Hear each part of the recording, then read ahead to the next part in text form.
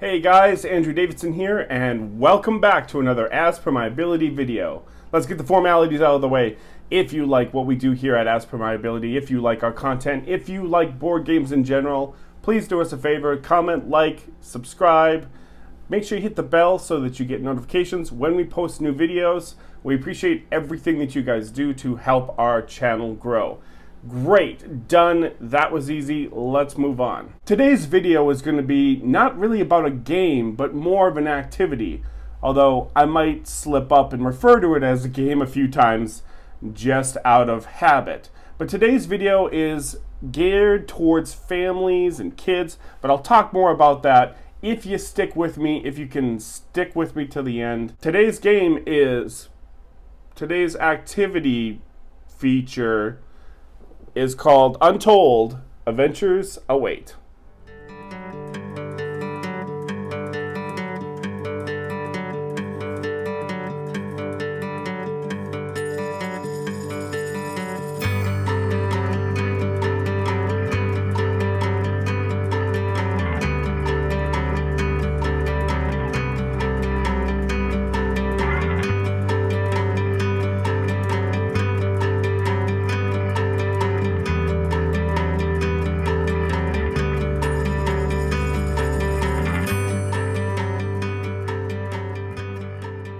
Hey, welcome back, guys. It's your friendly friend, Andrew Davidson here. It's good to see you. How you been? How was your summer? I hope it's been good. Today I'm going to be talking about a game, or an activity, called Untold, Adventures Await. Now, I'm going to tell a little bit of a story, so gather around. No, seriously, I'll wait. As a board gamer, I've always found myself traveling the aisles of the board game section at different stores, Barnes & Noble or my local FLGS. And I've seen, for years, I've seen this little box called Rory's Story Cubes. These story cubes. And it's 9 dice. And it says, roll the cubes, make a story. And now, being someone who's studied storytelling, narratology, narrative aspects, I figured, what is this? It seems like it should be perfect for me. It seems like it should be great for me. But I always passed on it. And, you know, they're always about $9, $10 for one of these things. But there was no structure to it. There wasn't a rule book. There was just, I'm like, just dice? You got to be kidding me. So for years, I just passed on picking up any of these story cubes. Now, there's a million of these. There's different ones. This is the Voyages one. There's also Actions. There's also Fantasia, which is fantasy. There's also IPs, such as Batman and Adventure Time. So, I mean, there's a bunch of these story cubes. And apparently, according to the Dice Tower's Tom Bassel, this is the most sold game in the world. This.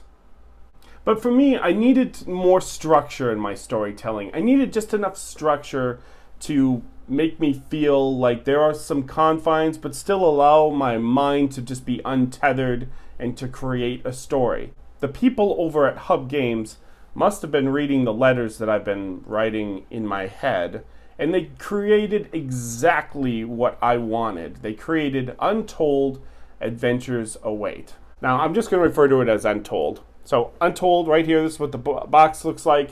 The box it says that it takes 60 minutes to play. It's for 1 to 4 players. I will probably play this by myself just to see. And it's for ages 10 and up. In Untold, you're going to be working cooperatively to tell a story. Essentially, you're going to be building your own TV show. When you build your own TV show, you're going to have to give your TV show a name, and every play session is going to be a new episode in your season of your TV show. So you name your TV show, and you name each episode. Now, like I said, Untold is a cooperative storytelling game activity. Gosh, it's really hard not to say game. It's not really a game. So let me show you how it's set up and how it's played, so to say, and then we'll come back and I'll give you my thoughts on Untold. Here is the rule book for Untold, Adventures Await.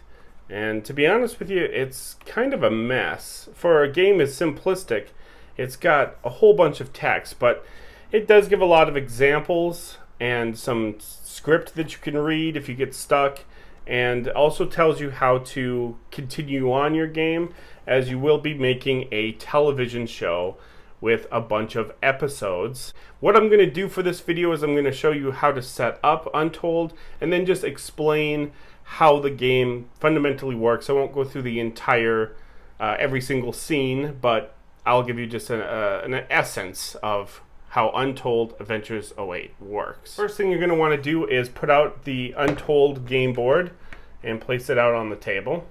Second thing that you will do is you will take all of these tiles, and they have dots on them, 1, 2, 3, 4, and 5. And you will shuffle these face down, and you will place one in each spot. So a 1 will go here, a 2 will go here, a 3, a 4, and a 5. I'm going to go ahead and populate the board.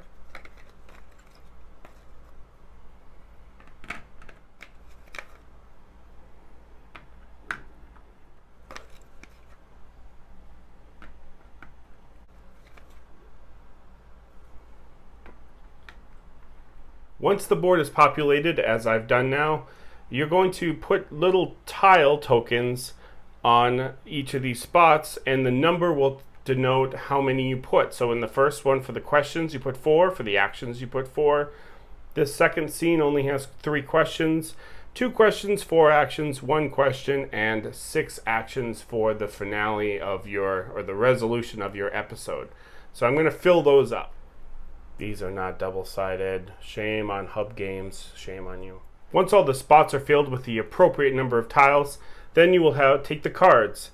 There are 2 different types of cards. There are reaction cards and outcome cards. You're going to want to shuffle them individually and set them next to the board. So put our outcomes here and our reactions there. Now let's talk about the player boards. The player boards, every player is going to get a board, and it's quite cool because it shows all of the different symbols that you will see within the game, which makes it really handy for players to just look down and be able to figure out what's going on here, rather than looking it up in the rule book. Now, in the back of the rule book, it does have this listed, but it's really great that they put it on the player board. You're also going to give each player 2 plus tokens, 1, 2, a flashback token, and finally a token for re-rolling. These are all the tokens that you will use as a player. On your turn, you have 2 of these, 1 flashback and 1 modify. So what are these? The idea tokens, which are these yellow ones, are essentially when it's someone's turn, it's their turn. The game developers wanted to make this game so it wasn't dominated by just one player. So it's their turn. When they make something or start adding to the story, you cannot basically take over. They don't want any quarterbacking. But you can spend an idea to say, hey, Mr. Bill, I'm going to check this to give you an idea. Now, at the end of the day, it's still their turn, and they can reject your idea or they can take it. But you have 2 ideas that you can give out to other players on your turn. Then there's a flashback token. Flashback you can use almost at any time to interrupt the story and fill in some detail. Give some exposition by flashing back, jumping back in your story. Okay, jump to 2 years prior where we see, such and such and such. And the last one is a reroll. You can re-roll once per game, and you can re-roll as many dice or just 1 die, whatever you want. The one thing I'm not going to talk about on the player board, and it's something that I absolutely dislike, is the play pause. Now, I don't even have the cards unwrapped, but technically there's a card that would go here. So, again, there's in the shrink wrap still because I have not used them, but you would place them a card like this. Basically, how this card works is if anyone has any problems during the game, they will flip their card over and say pause, and they can pause the game / story and say, I don't like how this is going. I don't like something that you added into the game. Maybe there's something that triggered somebody. I don't care. I'm not playing with these. These might be great as a tool for kids to use because then they feel like they can. The game does give them a chance to pause and voice their opinion about something that they don't like or something that upsets them. Maybe someone starts talking about ghosts and haunted houses and a kid just doesn't want to hear about that, or maybe they find it to be too scary. But I have only played this game with adults, and I've played it incredibly cooperative. In fact, we don't even really use the idea tokens because we're making a story together. So as adults, I don't think we really need cards to basically say, I don't like this, or there's an aspect of this that's getting too gruesome. So I have never played with these, but for edification purposes, that's what that does on the player board. The next thing players are going to do is basically jump into the creative aspect. The game comes with a pad of episode guides. So you are going to basically create a TV show, as I've said. And so you will be filling this out and kind of cooperatively coming up with your TV show. Now you may ask, what kind of TV show can we make? Basically anything. If you close your eyes and just think of something that would be on the screen, that's what you can make a TV show about. You can have it be about zombies. You can have it be about the apocalypse. You can have it be about drug runners, if that's what you want to do. You can have it be about a mafia family. You can have it be about a family trying to survive during a war zone. You could have the TV show be like a crime, thriller, drama, Silence of the Lambs type thing. Anything that you could see being developed as a TV show, you can make. So let's go through the filling out aspect of your episode guide. So you're going to start with your series name, your episode title, your season, which is over here, and you'll just start on season 1, and your episode number and episode 1. They have that all put so that you can, keep these in a binder or something so that it keeps you on track. Then you will go to the episode settings. When does the episode take place? And here you're going to want to be pretty general, pretty broad. The next thing is, where does this episode take place? Does it take place in America? Does it take place in a certain state in America? So you have your when and your where, and you're going to want to be, for the most part, pretty broad. The next one is, what do we know about this setting? So you can fill in specific things that will dictate how your game is going to go, or I guess your TV show. Is there magic in your world? Is there high-tech devices that we don't have in this world, in this TV show? Is there a certain alien race? Here's basically the crux of what's going to keep your ideas limited, because you'll want to establish parameters for your TV show, especially if you're playing with adults. If you're playing with kids, then just let them go nuts and let them be as silly as they want. But for me, as an adult who wants to write something really nice and tense and non-silly, you basically will want to fill this part out and just describe what's in this world, what's not in this world. Be as thorough as you can. The last one is, what is the tone of this episode? Seems like a silly question, but you can just fill in dark, ominous, serious, silly, cartoonish, whatever kind of tone you want.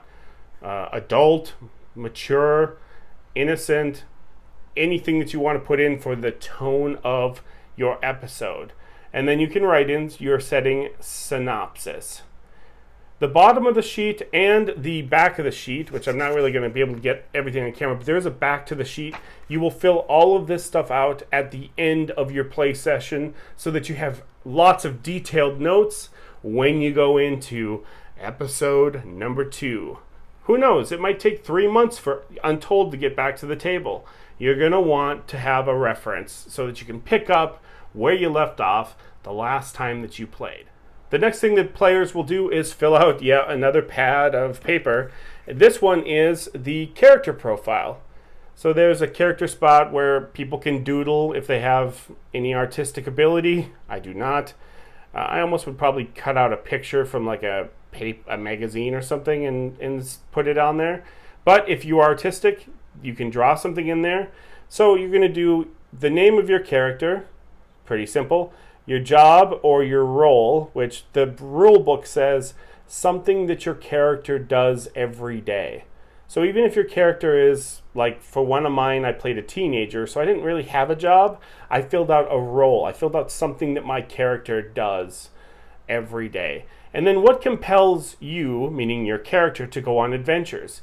Is it fame? Is it money? Is it women? I don't know. Anything that you want that gives your character a desire to go on the adventure. And keep in mind when you create your characters, the information that you filled out for your TV show. So kind of make it appropriate.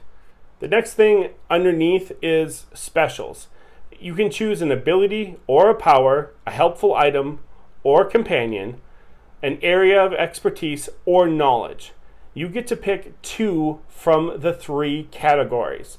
And the categories are denoted by the slashes. And so I could pick an ability and a companion. Or I could pick a helpful item and some knowledge. And so you can make up anything that you really want. You just fill in 1 and 2. The others down here are for later on after episode 2 and episode 4. And then, after episode 7, you can get an iconic role. Like you can be like a legendary person within the world that you're building. And then for this part over here, the status, you're just going to leave blank. Because the status could be you could lose certain things like items, or maybe something in your story will erase your memory, so then you forget some knowledge or you forget an expertise. So you will fill out all of this stuff, and again, there is a back part that you will fill out at the end. I'm not going to get it all on camera, but here's the character profile. You will fill all this out. Let me show you an example of what we did for one of my play sessions. Hey guys, I wanted to take a little time out to show you what we did for one of our play sessions and how we filled out all of our characters, just to give you an example of what we did. So I will start with our episode guide. And so the name of our TV show is called The Day After Yesterday. This is our season 1, episode 1. And the episode title was called The Opening Act. We thought that was a good name for the first episode of a season. Although we did consider pilot for a while there. The episode settings, 1955, during the Cold War. Where it takes place, Moscow, Russia. Well, we just decided just somewhere in Russia. And then, what do we know? Well, it's modern time period, high-tech spy equipment, high-tech cloaking and communication devices. This is essentially a James Bond TV show that we wanted to do. A Cold War, spies, Russia, like James Bond. That's really all I can say. Is even the title of The Day After Yesterday sounds James Bond-esque. And so we went with dark and mysterious for the tone. And the synopsis is 2 American spies during the Cold War attempt to infiltrate Russian operations. And then after the episode, I won't go into that, but I did write quite a little bit to help us remember when we do get together and we add on to episode number 2. Here are the characters. This is one of the characters that was played, Charming Charlie, who is an American spy of the ASP, which is the American Spy Program. And they love the thrill and the excitement of the chase. That's what compels them to go on an adventure. They're good at picking locks, and they have a bird, which is a companion, named Jenny. And of course, this is all left unfilled, and everything else is left unfilled because we only just did 1 episode of this. This one is mine, more importantly. I played Artemis K. Jr., member of the ASP, American Spy Program, and what drove me to go on adventures is duty to God and country.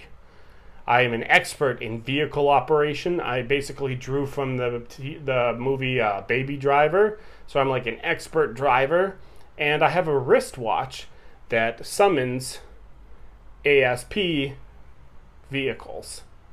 So I can basically hit the button. It's kind of inspired by Batman. Like hits a button and like the car starts up, the Batmobile comes and finds him. Well, this is on a grand scale because all of our super spy vehicles, from our boats to our helicopters to our planes to our cars, they're all outfitted with this high-tech gear. So it's really important to figure out like I said, the what you know in your TV show, because we already kind of delineated that it is 1955, but there's high-tech spy equipment. Even though technically a watch that could summon your car is not even in the realm of 1955. We decided, nah, we're going to go super James Bondy with like high-tech. We have cloaking, we have high-tech communication devices, even though we are in 1955. So again, these are really important to fill out, especially this one, and to dictate as much as you can so that the rest of your story all stays within the parameters that you've set out as a group. Let's get back to playing Untold Adventures Await. Okay, let's get back to the board. We're going to start kind of playing now. We'll be flipping over the first tile. Also take the dice that are included with all the, if anyone's ever seen Rory Story Cubes, these are very much akin to what those are. But these are the base ones that you get in the box. You can add others if you want, but these are the ones, I'm just showing these off because these are the ones that you get in the base game. So you will flip over the first tile and put it in its slot. I'm going to show you kind of up close. And so this one, because of the iconography, I've already kind of figured it out. This is a location, and this is a threat. And this means that this threat will be accusing someone or something in the next scene. So notice the line that are drawn will connect to the next tile. You don't flip it yet. You just stuck on this one, and here's where the turns actually begin. You will pick a start player, and they will roll all of the dice. I'm going to do it kind of cheesily. Guys, I don't know how to explain this. It's just word picture association. As long as you can justify what you're feeling based on the picture that you select, I guess it plays. This is the part that gets really nebulous as far as it doesn't really tell you what you can and can't do. Well, let's say I wanted to fill out the location, and you don't have to do it in order, but let's just say I wanted to fill out the location. And I wanted to use this die right here. Well, the die is of a pyramid. So what do I think of pyramids? Maybe something old, Aztecian, Egyptian, or maybe just something big. Maybe our location is we're in like something that's giant. So I could say we are in a massive headquarters that is huge, the size of a pyramid. See what I did there? Like, I'm not really saying we're in a pyramid. I'm just using some pictorial representation to be like, what does it make me think of? So our location to start our TV show is in a giant headquarters, giant building. Then the next person from this pile of dice here will fill out the threat. And again, you do the exact same thing of you would just select one and say, okay, well, this is a book, words, pages, stories, maybe someone from a book. Maybe that could be our threat. Maybe someone from a story that we wrote has come alive. Very Stephen King, like The Dark Half, if you ever seen that movie or read that book. Basically, the bad guy, the villain in the book comes alive. Let's do that. So we have a location where in a headquarters there is a evil person from a fictitious story that our characters have written who has come to life. That is the threat. And they are going to be accusing someone or something in the next scene. But before we get to the next scene, let's talk about the question and action tiles. On your turn, you can do one or the other, and you only have so many tiles per each tile scene. And so when you're out, you are forced to move on to the next scene. However, the rules do say that you do not have to wait until you're out. You can just basically say pass, pass, pass. If everyone passes, then that means they're all fine with moving on and revealing the next scene. But let's just say we want to do some things here. One of the things you could do on your turn is you could take a question tile, remove it from the game, throw it back in the box, and you can ask a question about this scene or what's going on in this scene. The rules say that you have to start your question with who, what, where, when, why, how. So all of those words you have to start your question with. So an example of a question would be, why are our characters, why are we at this giant headquarter location? So that would be my question. Then I would gather up all the dice that are not on the board. The ones that are on the board will, for most situations, will stay on the board. You won't ever really re-roll them. You will then, after asking a question, you have to ask the question first and then roll. Do not roll and then ask the question. That's cheating. So here's my kind of silly roll. And then I basically use 1, 2, or 3 dice in combination to fill out the answer to my question. I asked, why are we at this particular location? I might use something like, we are at this location to talk with somebody who is wearing a mask? Someone that we don't know. So we are at this location, we've gathered at this location to meet with and talk with some stranger, someone we don't know. See what I did there? I started with like a mask. No, a mask could be like someone, a stranger. Just let's go with someone we don't know, a stranger. Although meeting at a giant headquarters to talk with someone in a mask could be hella cool for your story. So that's how asking a question works. That takes up your entire turn. As I've talked about before, when it is your turn, you are in charge of the story. You make the story however you want it, however you interpret the dice. The idea tokens can be spent by other players to give you an idea, to say, how about this instead? And they spend their idea tokens.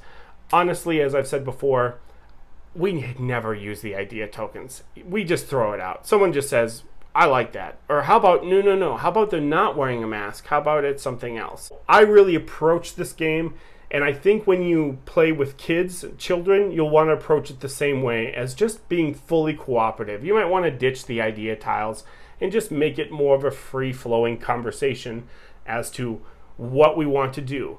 The question action basically makes your story deeper. It adds what we call exposition, so it adds in the details. Whereas the action does something completely different. Let's talk about the action.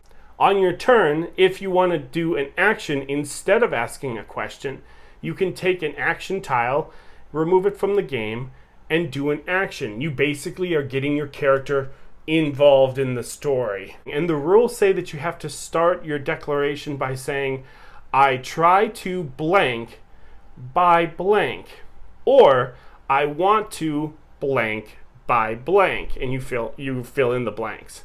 So you could say, I want to uncover the identity of the stranger that we're meeting by using a computer database at the headquarters. At that point, you're going to flip over an outcome. Now, the outcomes will show you whether if you are successful or not, and they will also denote if there's any little special nice things or nasty things that happen. So again, like I said, this will be shuffled, but you will flip over the top card, and you will either get a red or a green. So the blank greens are fine. Like you succeed, nothing else. You access the database and you find out who the identity of that person is. Or there's also just a regular you fail. You access the database, or maybe you can't. Maybe the power shuts off. Or maybe the password has been changed and you can't get into the database. So you fail. Those are pretty straightforward, pretty binary. But there's these ones that have the writing on them. So let's talk about the ones with the writing. If you pull a red card that says but, that means you fail, but something good happens from it. So I know that's a little harder to figure out, but you fail by not accessing, the password's been changed, but on the positive side, like you find out maybe something else. So it's a failure, but with like a silver lining. If you get the red,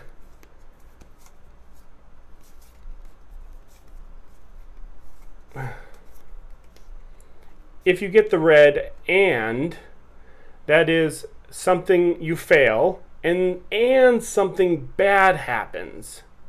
So not only do you not know the password, but you attempt to access the database too many times and you set off an alarm or something. So it's basically you fail and something bad happens. And conversely, it's somewhat the same with the green cards. Here you would succeed, but something kind of happens. They say at a cost.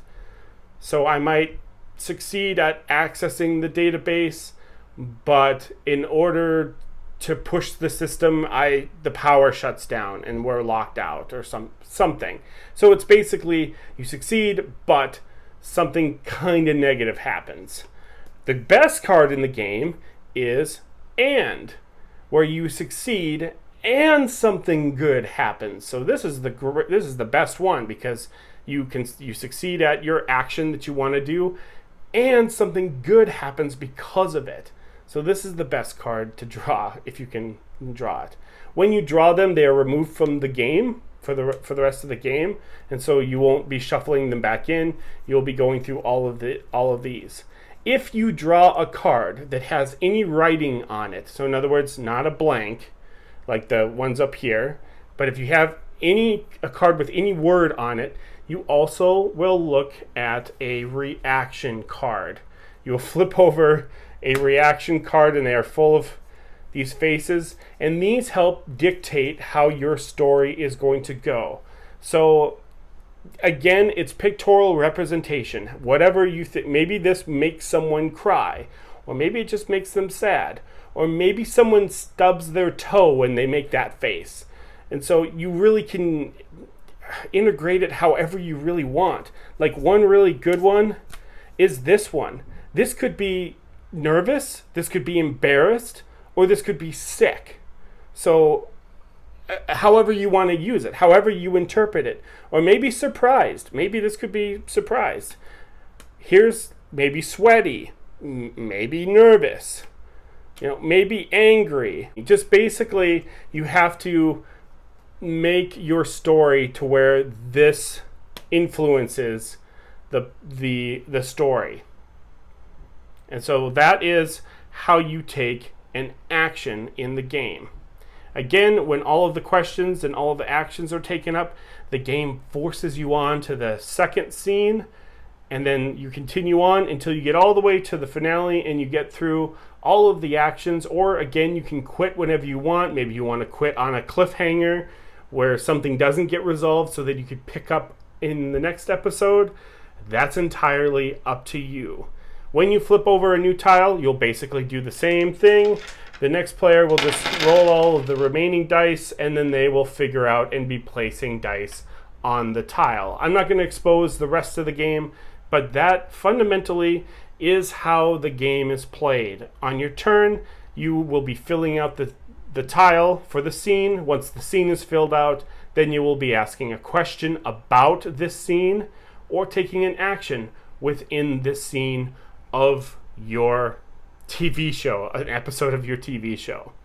When the game is over, as I have already mentioned, let me grab it, you will fill out some stuff after the episode. And again, like I said, there's a front and a back. I highly recommend you be as detailed as possible because, again, it could be like 3 weeks before you get back to the second episode in your awesome, awesome TV show about robot zombie apocalypse or whatever. That is Untold, Adventures Await. There you have it, guys. Untold Adventures Await. I'd like to do two things before I close out the video. One is I'd like to give my review, and two, I'd like to answer the question, who is this game for? Who is this activity for? So let's get the first one out of the way just in 10 seconds, my review. This is a great game. I am keeping this game. At the time of recording this, I have played Untold 3 times, and I can't wait to play it at least a dozen more times. Now, if you pick up story cubes, you can integrate them into this game, which will be awesome. I can't wait to buy some more dice to add more elements into the Untold experience. So my review is great game. It's staying in my collection. I will probably not pass this off or whatever. I'm keeping this one in my shelf. Number 2 is, who is this game for? And this is a little bit more of a ramble for me. I'm breaking it down into 2 things that I want to get across before I cut this video off. Who is this game for? I've played this game 3 times. This activity 3 times. And it's gone over really well, except for once. One time I had a play session, and it didn't go over quite that well. And I think a lot of you, especially if you play games, especially if you play role-playing games, will know what I'm about to talk about. Untold Adventures Await is entirely focused on the players.